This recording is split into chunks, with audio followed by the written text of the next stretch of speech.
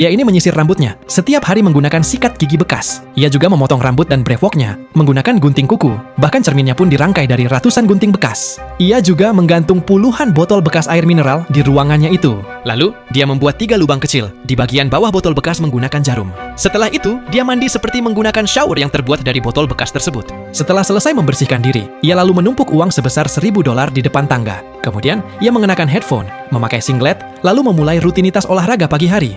Anehnya, tempat ia berolahraga adalah tangga yang sempit dan aneh, yang penuh dengan snack dan minuman. Setelah selesai berolahraga, pria itu mulai berdoa. Tetapi, objek doanya adalah ransel merah, yang isinya selalu terisi penuh dengan snack, minuman, dan sejumlah uang. Setelah selesai berdoa, pria itu memeluk ransel tersebut. Ia membuka resletingnya, mengeluarkan sekotak jus, dan menyusunnya dengan rapih di samping tangga. Kemudian, ia mengeluarkan segepok uang dolar, dan menambahkannya ke tumpukan uang di sana. Setelah itu, ia membereskan ranselnya dan menata semua barang di dalamnya dengan teratur. Barulah setelah menyelesaikan pekerjaan hari itu, ia pun bersantai memakan apel sambil asyik membaca buku. Siapa sangka, pria yang super disiplin ini dulunya pernah jadi pencuri. Kira-kira 35 tahun yang lalu, dia dan kakaknya panik melarikan diri dari kejaran polisi. Dalam kebingungan, mereka terjebak masuk ke tangga yang bentuknya aneh itu. Tiba-tiba, sebuah tembakan meletus. Kakaknya itu terkena tembakan dan terjatuh. Saat itu juga, ketiganya menyadari bahwa mereka terjebak di tangga itu.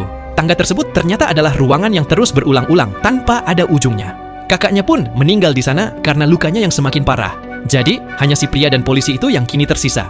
35 tahun kemudian, polisi yang mengejarnya dulu kini sudah jadi pria tua yang sangat tidak terawat. Ia sudah putus asa dan tidak punya harapan apapun lagi dalam hidup. Suatu hari, tiba-tiba pria tua itu memegang kepalanya sambil berteriak kesakitan. Si pria langsung menghampirinya. Saat menjelang ajalnya, pria tua yang ternyata seorang mantan polisi itu membisikkan beberapa wejangan. Jangan pernah sekali-kali kamu masuk ke lift itu. Setelah mengucapkan kata-kata tersebut, beliau pun meninggal dunia. Setelah pria tua meninggal, pria itu merasa sangat gelisah dan bingung. Ia tidak tahu bagaimana menjalani hidupnya sendirian di sana.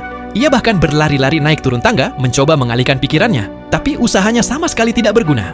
Beberapa hari kemudian, sebuah lift tiba-tiba muncul di dekat tangga. Anehnya, lift itu belum pernah ada di sana selama 35 tahun terakhir.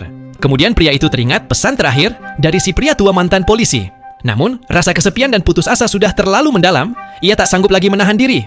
Akhirnya, ia melangkahkan kaki masuk ke dalam lift. Kemudian, cahaya kilat menyambar pria tersebut. Seketika itu juga, semua ingatannya kini telah terhapus. Dan begitulah, siklus pun akan dimulai lagi dari awal.